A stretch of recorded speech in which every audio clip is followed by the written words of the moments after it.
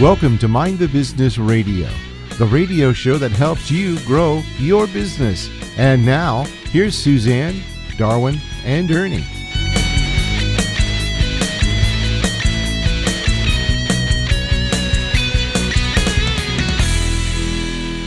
Hi, everybody. Welcome to another edition of Mind the Business Radio. I'm Darwin. I'm Ernie. And I'm Suzanne. Thank you for listening. And before we get started, I wanted to take this moment to let everybody know that you can go to our website if you want to get a hold of us and listen to past shows at www.mtbradio.net. And we're expanding and building the site every day and doing new things on there. So we'd love to have you a part of it. Ernie, who's our guest today? Oh, our guest, we're going to have fun today because fun. I love fun. This topic is improvisation in business and applied improvisation. And our guest is someone I'm familiar with because we both performed together lots of times. His name is Lee Godden. He was born in England and he immigrated to the United States as a boy. He served in the U.S. Navy, then spent several years as a professional musician. Lee used his Vietnam-era GI Bill to earn a bachelor's degree in computer science, and that launched him on a 28-year career as a programmer, a network specialist, and ultimately a director of high-tech sales teams for companies including Compaq and Extreme Networks. And he did write a book a few years ago. It's called Zen-Wise Selling, Mindful Methods to Improve Your Sales and Yourself. It has been translated into 4 languages, and he frequently speaks at business conferences and has written over 80 articles for the Los Angeles Times and various business journals and magazines. And back in 2014, Lee co-founded Advantage Improv along with his business partner, Bob Dahl. But over the past 5 years, Advantage Improv has grown into the premier applied improvisation team-building company in Southern California. Their customers include Microsoft, Deloitte, Coca-Cola, Ernst & Young, and Cisco. So, Lee, welcome to the show. Wow, thanks, Ernie. I appreciate it. Good to be with you guys. So, this is a different topic for most of our business shows. And first of all, could you explain, because we are worldwide, could you explain what improvisation is? Yeah, there's a TV show started in my home country of England called Whose Line Is It Anyway? It was adopted here in the States. It's still on. It's a funny show, and that's improv.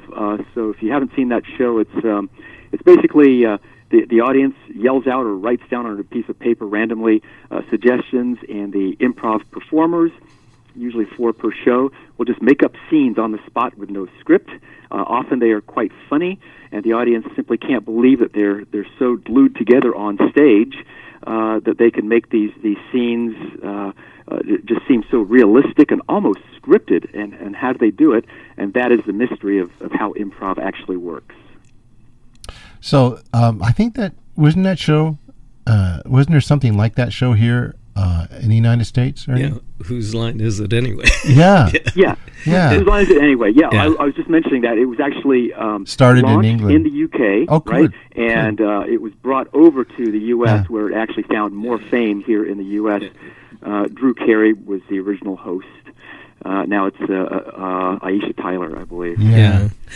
So, what is applied improvisation, and how is it helpful to business? Well, it seems like fun and games, and it's people being funny on stage. What most people think of is stand-up comedy, which is the polar opposite, 180 degrees removed from improv.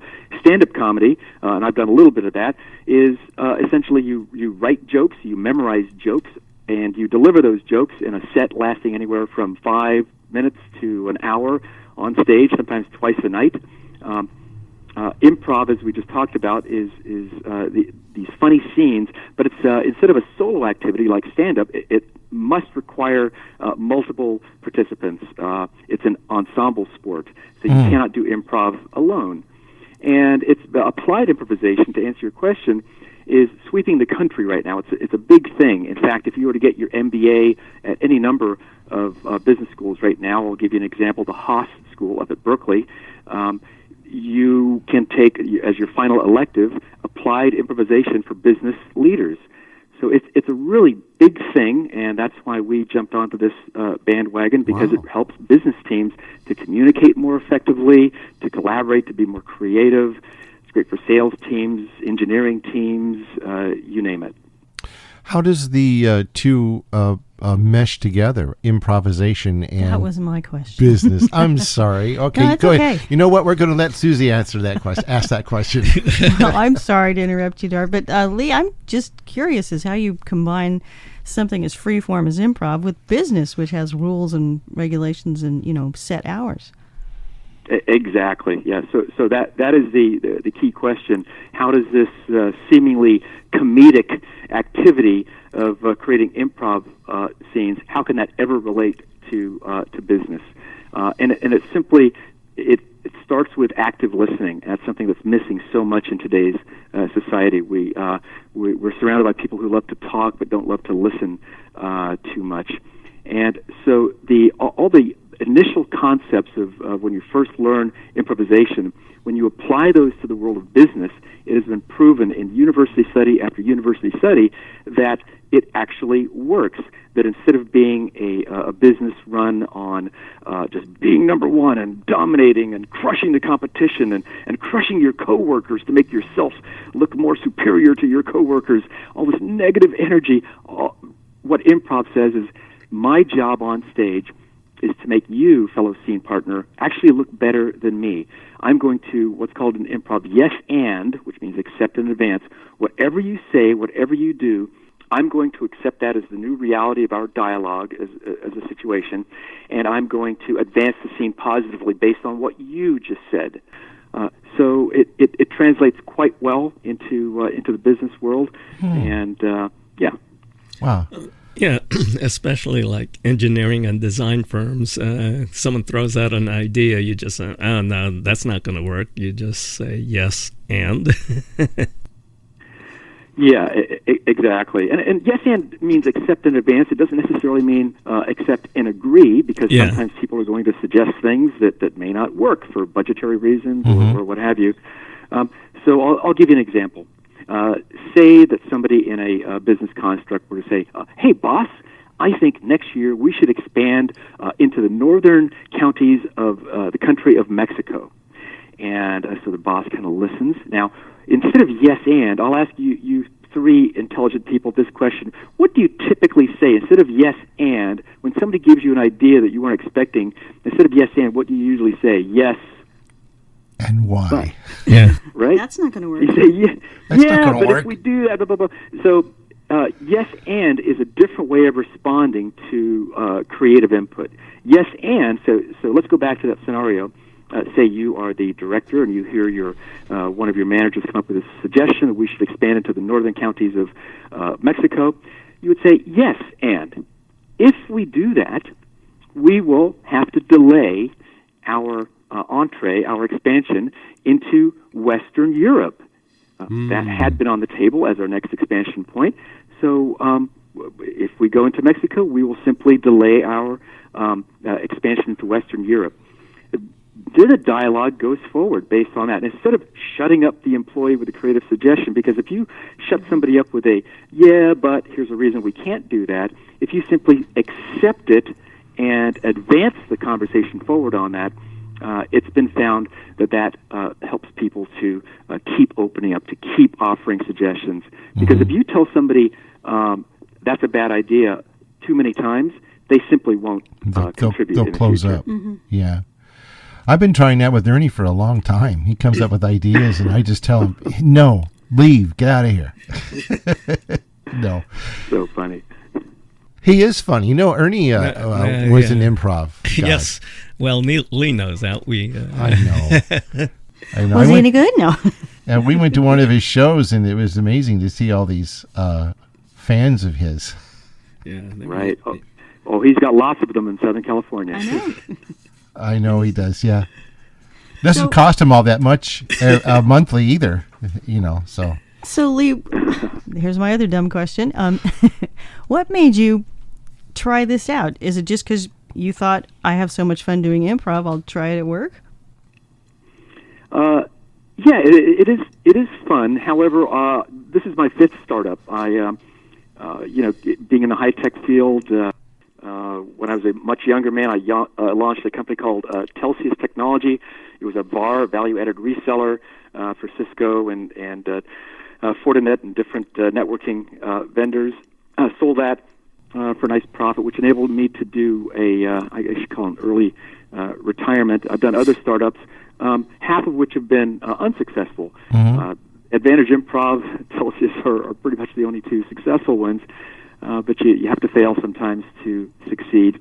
So, yes, I love doing improv. If my wife and I go on a vacation for a week or even two, I actually start to jones to come back home.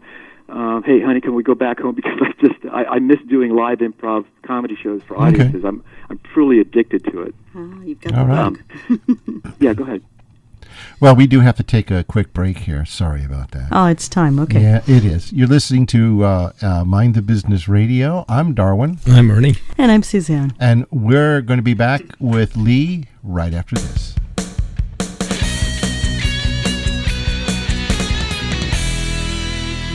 Hi, everyone. This is Lee Godden with Advantage Improv, and I would recommend highly for any other small business owner, a service provider, to get on this wonderful Mind the Business Radio podcast.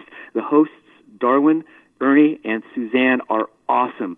The questions they ask, the responsiveness, and it was just such a pleasure to do this over-the-air interview with them, and I respect them so much, and I had a great time. It was fun. It was high energy. There was humor. There was laughter, and we got our point across also. I think it's going to be greatly received by audiences. So, again, I highly recommend business owners, service providers, jump on this podcast, Mind the Business Radio. It's the bomb.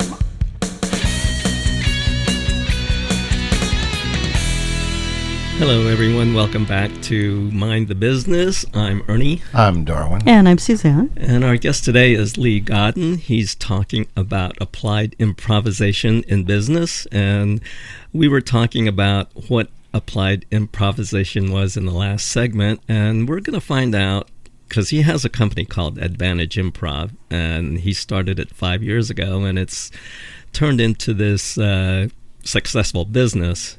So, Lee, what led you to launch this? I know we were both at Improv City in all the 7 years that I was there, and you decided to start this business company. Yeah. Right, yeah, we're celebrating our 10th year now, and I'm the graybeard. I'm the old guy with Advantage Improv. Done over 300 shows performed, about 80 shows hosted. With them over the years, so we're celebrating this month our 10th anniversary. So yeah, it's fun to do performance improv. When you create a new company, there is a high degree of risk, and so you have to have a good business plan, and that's what we did with Advantage Improv. There has to be a true need for companies, your customers, to write you a check or to give you their credit card, and you need to be profitable.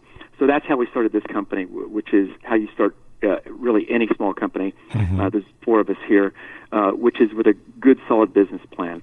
And so we made sure that we were on strong academic ground, that this is actually a proven science of the mind, if you will, applying improvisation to business communications.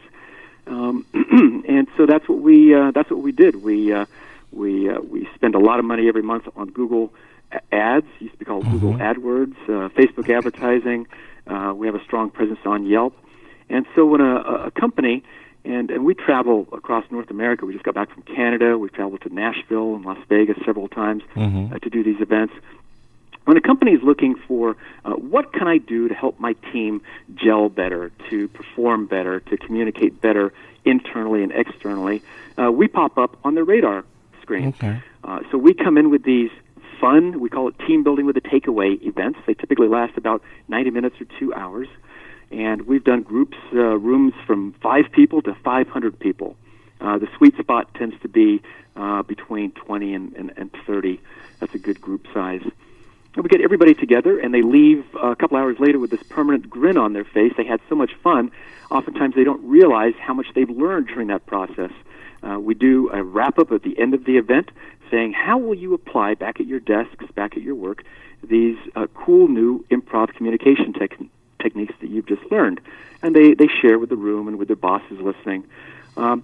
So that's we had a good business plan. We've worked the business plan. We've had to tweak it, of course, like all business plans. But we're profitable and doing well. It must be rewarding, excuse me, at the end of one of those sessions to see the staff that you were working with just start to gel together and actually work together, because you can bring a bunch of people together, but if they don't work well together, it's not going to be quite that successful. But when you do something like that, I can see where they can all of a sudden they're like, hey, this is fun. I like working with these people. Exactly. Yeah, you let your guard down. We get the chuckles going, and the silliness factor goes up. Yeah. And you're right. People tend to see, wow, my teammate. We call them scene partners. Actually, in performance improv, of course, we do have scene partners. But in business, we want people to consider everybody they touch on a daily basis their scene partner. And that could be, like you said, a coworker, something internal, or could be other stakeholders, such as customers or people in other departments. And so when you consider everybody your scene partner and you start to treat them with that, I've got your back, I want you to look better than me during this scene, during this dialogue, it infectiously spreads in a positive manner, and people start to say, wow, this person really does have my back, and they really want me to shine in this staff meeting, in this dialogue that we're having. And so it spreads throughout the organization. And it's actually a very high-tech thing. It's a very modern thing. And yet those of us who are of a certain age, like me, when I cut my teeth in the old school, which is, you have to make your coworkers subversively sometimes look worse than you, so that way your boss praises you and gives you the raise. And those days are quickly being replaced. That negative energy is quickly being replaced by this more of an improvisation-based, I've got your back mindset. Well, have you noticed, like when you're working with these companies, there might be a really stern boss, people don't like him, and then he comes to a workshop. Do you find that they open up? Yeah, there are different personality types that we see, and the stern boss, certainly Ernie is one of those. And if it's a stern boss who turns out to be what we call an arm folder, and there's usually one arm folder in every one of the team building with the takeaway sessions that we do, and you can spot them quite quickly, right? That. I mean, they're sitting there maybe with a frown, a furrowed brow. They made me come here. One of those. Yeah. Right, exactly. And our goal when we do these, and there are usually two facilitators there, myself and somebody else, often the co-founder Bob Dahl. We look at those people and we say internally, we whisper to ourselves, we're going to convert them. By the end of this event, 90 minutes to 2 hours, that person's going to be up front doing Dancing Diamond in front of all their coworkers. And more times than not, that actually happens. Okay. We did one event with Ayers Hotels, which is if you may have heard of Ayers Hotels, they've got about 40, 50 locations based here in Southern California. And the president, Jim Roos, is in his 70s, well into his 70s, and he was an arm folder. He was the president of the company. He agreed to come to this team building session, and sure enough, fast forward to the end of the event, he's coming up to us before we said goodbye, pumping our hands and just going, guys, that was excellent, that was amazing. And he did the Dancing Diamond, which is this one of the final events we did. He's wiggling his butt in front of all of his sales directors for this big hotel chain. So. There you go. Yeah. Do you think you could help us? Yes, and we don't need help. I gotta help. We've got that already. No, I think what you're doing is awesome. But I mean, I can see you like in a room full of engineers, though. Engineers aren't known to have the most vibrant personalities in the world. They don't have a sense of humor. They're the arm folders. A whole room full of arm folders. Have you ever had anything like that where everybody was just like super skeptical and sitting around with their arms folded and looking at you like, all right, buddy, Let's get this Yeah, over with. it's interesting. You know who the most skeptical people are, believe it or not, and you probably will believe it, it's finance and insurance people. Okay, We yeah. Very, very conservative. Lawyers actually fall into that category. Very conservative, very, very skeptical. The engineering firms that we've dealt with, we've done rooms full of computer programmers and software engineers.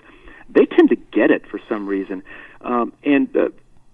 Maybe it's simply because they have more recent degrees in engineering, CSEE, and so forth. That we have MobilityWare, which is a local app development company, and they just got it. But of course, the average age was probably 28 in the room. When you ramp that up a couple of decades, and people are kind of grizzled, and life and career has taken its toll on them, and they're skeptical of anything new.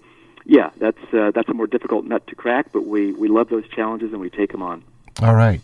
Well, everybody, it's time. Time is just going flying by, but we got to take another break. You're listening to Mind the Business Radio. I'm Darwin. I'm Ernie. And I'm Suzanne. And we're going to take a quick break and come back right after this.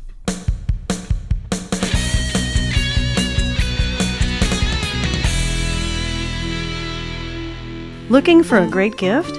Want to personalize your phone or electronic device? Or simply want to decorate your home? Jaybird Designs is a photographic design company offering beautiful images that can be printed on almost anything. Take a look at www.zazzle.com/jaybird-designs. That's www.zazzle.com/jaybird-designs.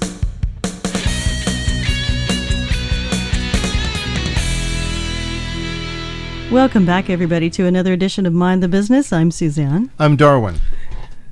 I think I'm Ernie. Okay, over there in the corner. Okay.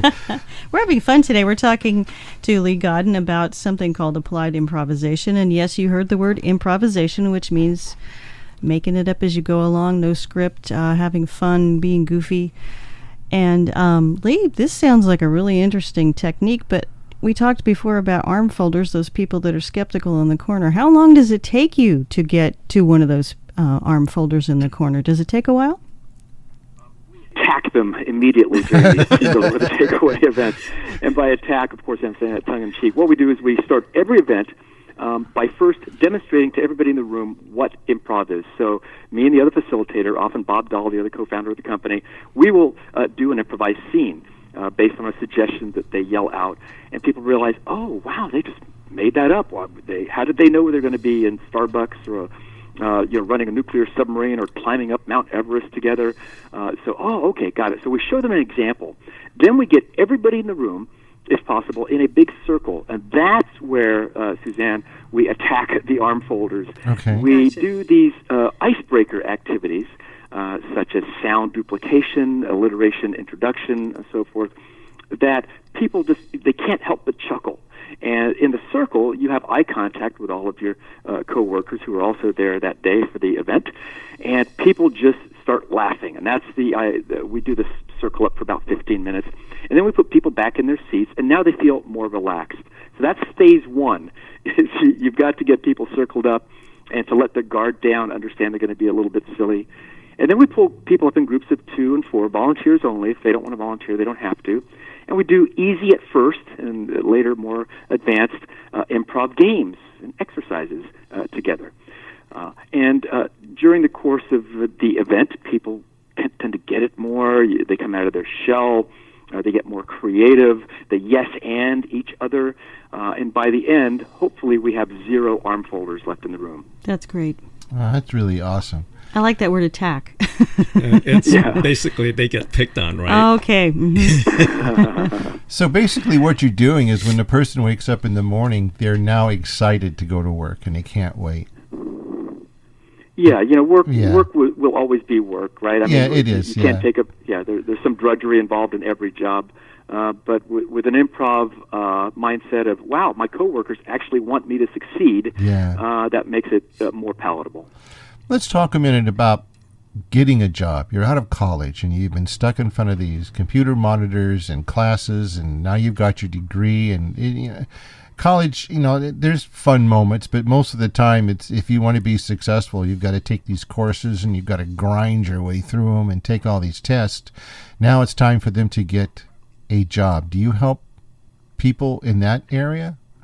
Yeah. Well, whereas we don't do teen programs, for example, say early teens through through 18. We do have a university program called Yes and Hire Me, and we've delivered that at UCI and University of San Diego, other institutions. And Yes and Hire Me, it helps students to, shall we say, better communicate to the interviewer the value of the education that they have received. And a lot of times, especially, if you go to UCI, so many bright students there, but they've had their head down in a textbook or more likely a laptop for 4 years, just going through and doing well and getting straight A's, and now they're ready to get a job, but their social skills, and it's not hard to understand why, are not as developed as perhaps those of us here on this call, because we grew up in a time when maybe the phone to your face wasn't something that was constant. We actually interfaced with people on a daily basis using real words and face-to-face eye contact.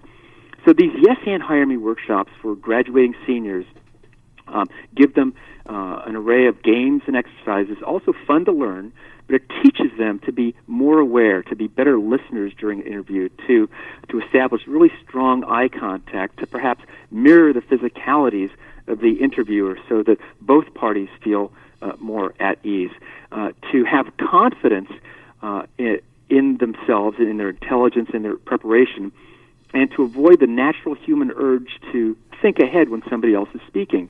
And this applies to our corporate programs also. That is to say that when somebody is speaking, we don't want to fail in our response. So oftentimes what we do is we block out part of what they're saying, and our mind tries to multitask, but it doesn't do such a great job, into preparing our brilliant response. So as soon as the interviewer shuts up, I can give them the thing that I've memorized that shows them why I'm going to be the best employee. But the bad thing about that is you've actually missed perhaps a gem, a nugget of great information that the interviewer was talking about. So in improv, what we teach graduating seniors and our corporate folks to do is to just be there Zen-like in the moment when somebody is speaking to you, so that when they're finished, you can just rely on your instincts and your intelligence to come up with a perfect response. Well, job interviews are basically improv scenes. Yeah, absolutely. Yeah. I've been on a few job interviews. And you're still unemployed. Now I'm self-employed. I hired me. I must have did a good job when I self-interviewed myself, so I don't know. How do you go from on-stage improv? Now, I've seen a lot of improv shows, and most of the time they're just hilarious. But now you need to take that and apply it to the business world. Business world. Is that hard to do?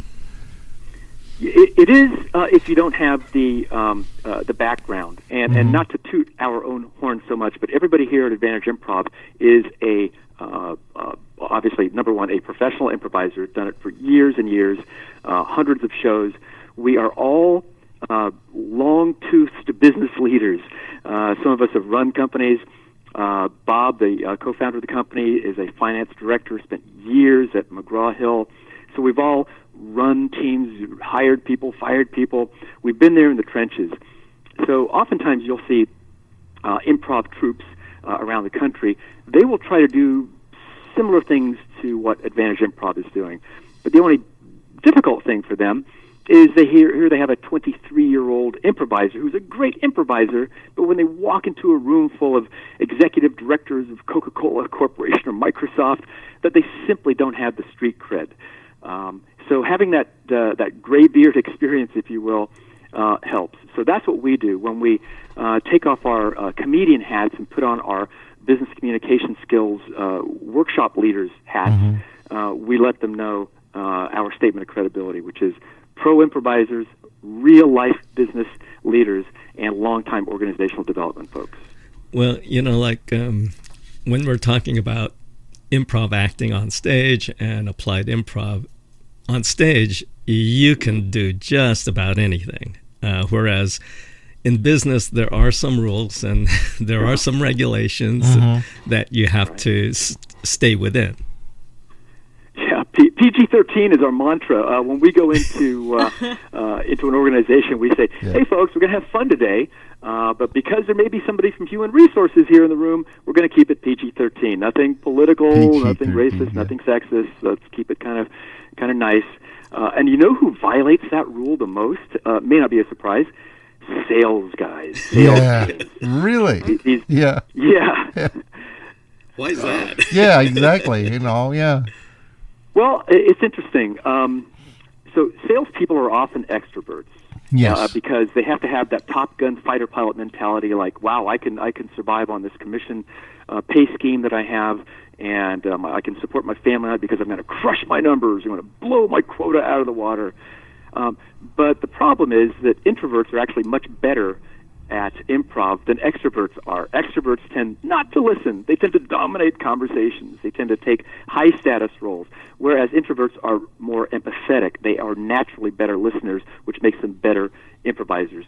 So we do with these high-energy sales teams, we have to kind of tamper down the energy in the room to help these people to listen more. Yeah. And it's not a male thing either. There are some definite Top Gun extrovert female sales reps out there that their energy is just over the moon, and that's what helps them do so well in business. But sometimes it doesn't help them do so well when it comes to really listening and communicating well. That's true, because I have experienced that working for a few radio stations. You always think when you work for a radio station, it's the on-air staff that are the the wild ones per se. But no, I can tell you every sales team, every sales department, and every station, they're the wild ones. Because they was always out there trying to sell the commercials and stuff and everything. So yeah, that's just absolutely true. And it takes a certain personality to be a salesperson. Anyway, go ahead. It does. Yeah. Well, we got to take another break. And everybody, you're listening to Mind the Business Radio. Ernie, why don't you let everybody know how they can... Okay, yeah. They can listen to this show and previous ones on our website, which is mtbradio.net, or they can use our old URL, which is mindthebusinessradio.com, and they can listen to us on Spotify, iTunes, iHeart, so many other things are just being added on every day. So I can't keep up with it. I know. It's okay. I know. Neither can I. No, we're just filling the world with Mind the Business. Anyway, we're going to take a quick break, and we'll be right back right after this.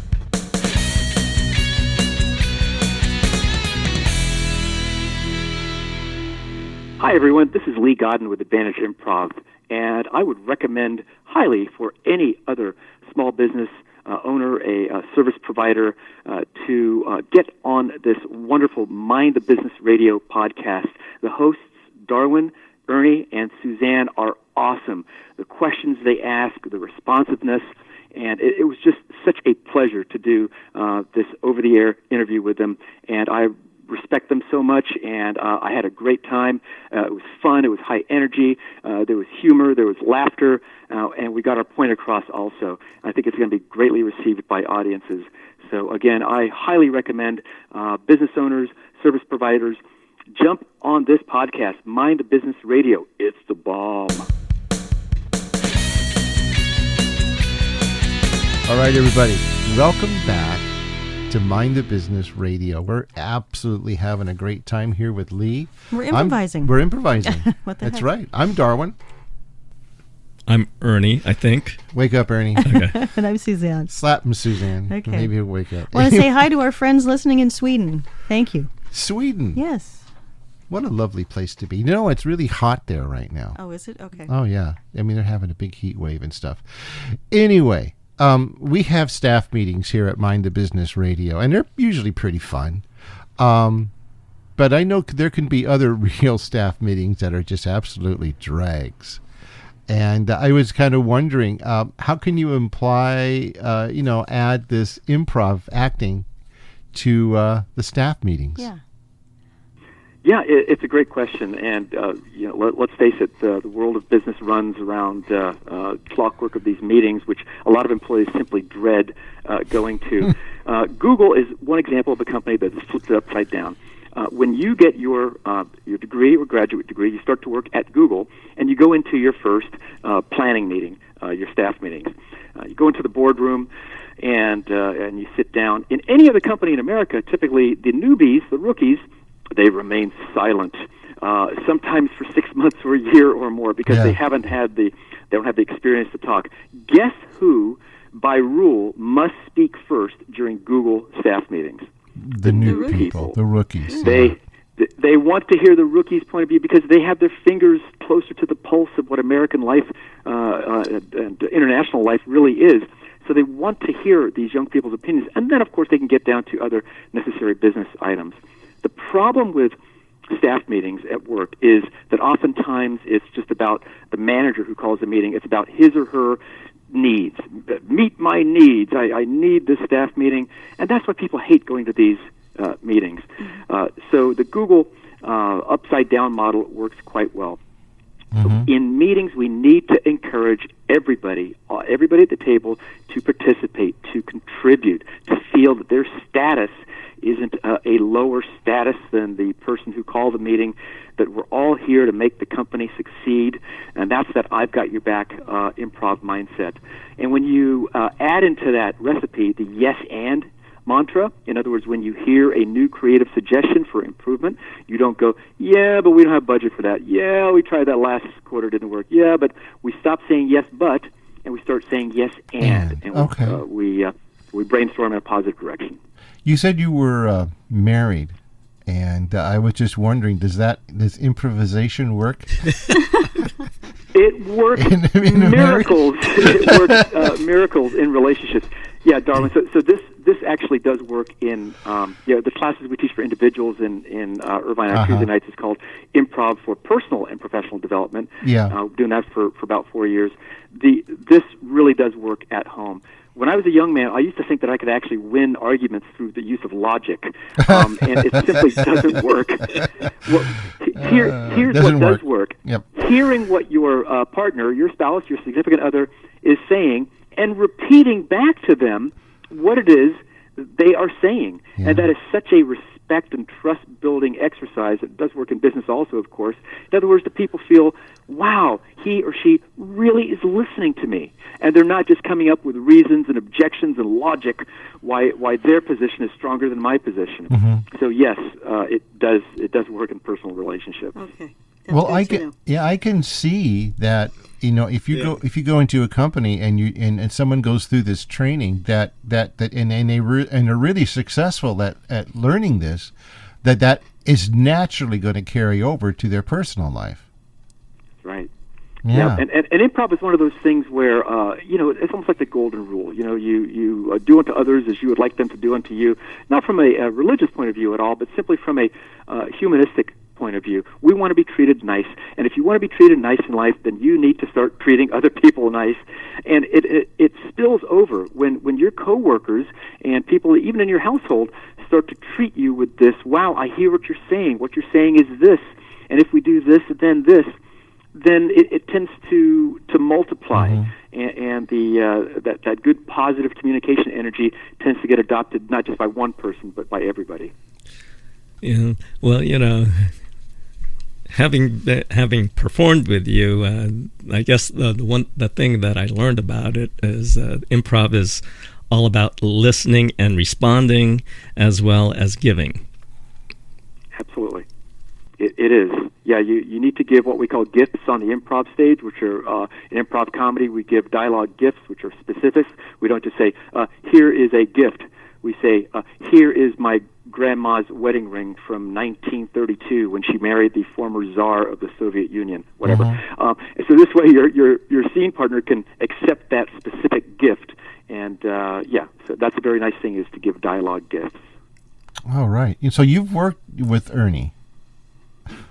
Yeah, Ernie and Yeah. I were in Improv City. Ernie, how many years were you with Improv City? 7.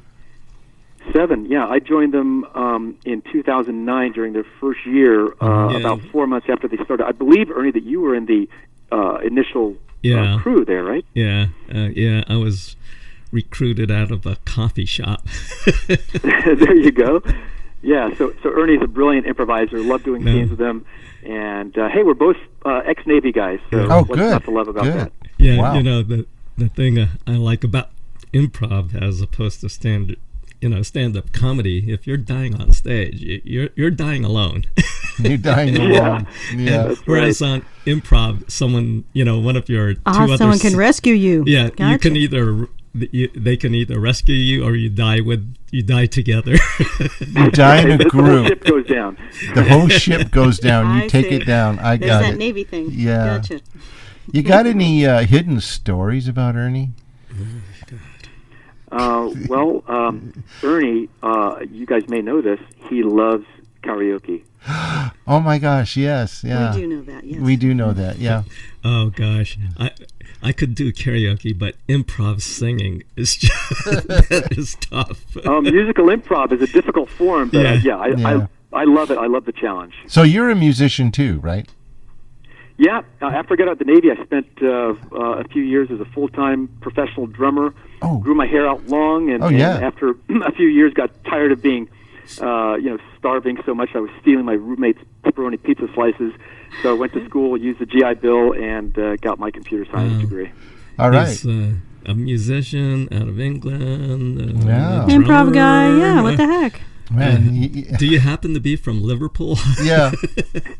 Yes, well, I hope I pass this audition, and if you're very nice to me, I could give you a pass to a show if you like, if that helps. That's fine We'll take you because up on that, Lee. I really like the music you guys did, and I really appreciate it. I think we'll sign you with the contract. Yes. Anyway, You guys are so funny. I love it. I wish this call could go on for 2 hours. We're improv too, babe. What can I say? yeah. You have to be when you work with Ernie. Ba-dum-bum. We're going to take a quick break, and then we're going to come back and get all of the details about how you can get hold of Lee and become an improvisational actor, and even apply that to your business. You're listening to Mind of Business Radio, and we'll be back right after this.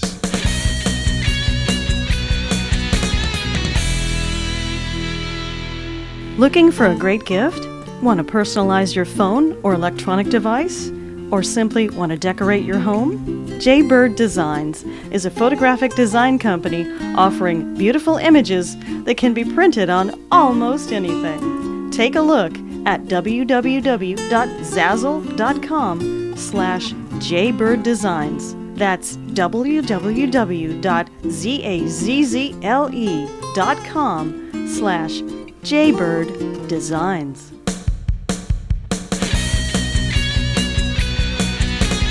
Hello, everyone.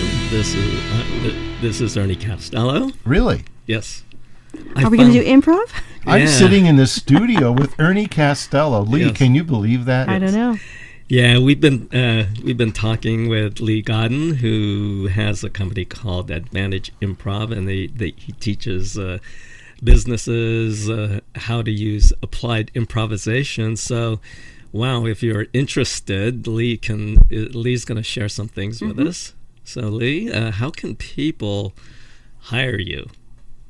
Oh, thanks. Yeah, you just check out our website if you're curious. There's a lot of information on AdvantageImprov.com, and that's just the way it sounds, all one word, Advantage, and Improv, which would be IMPROV, not Advantage Improve. Some people still they call it Improve, so it's AdvantageImprov.com.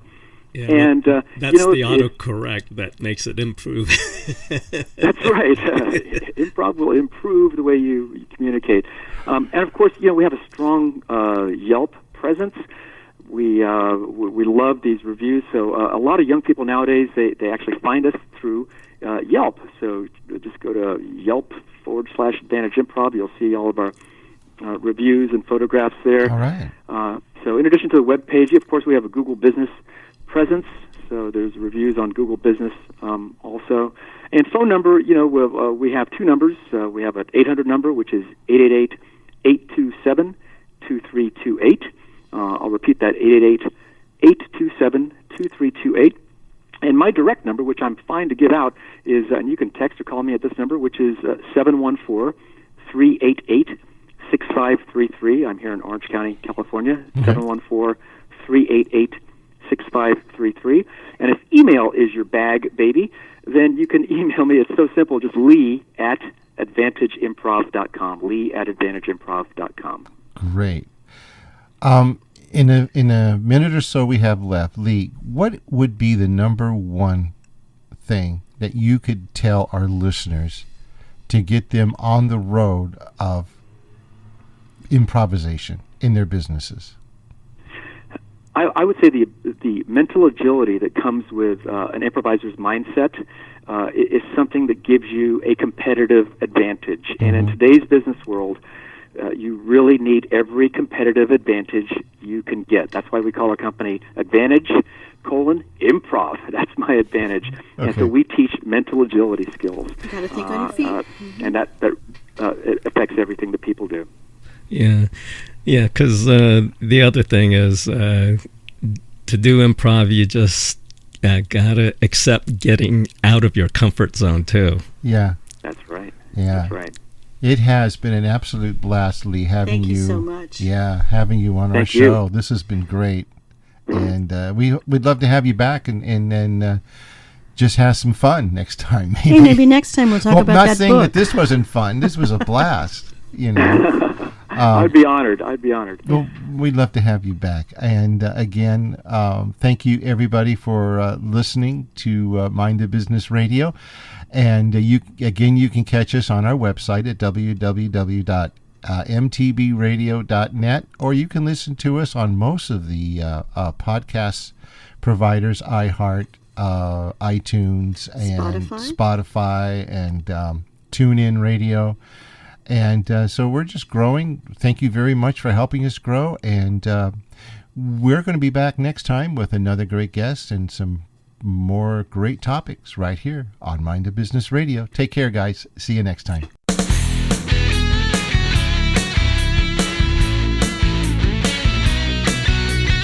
Mind the Business Radio was produced in association with Taylor Pacific Video. Copyright 2018.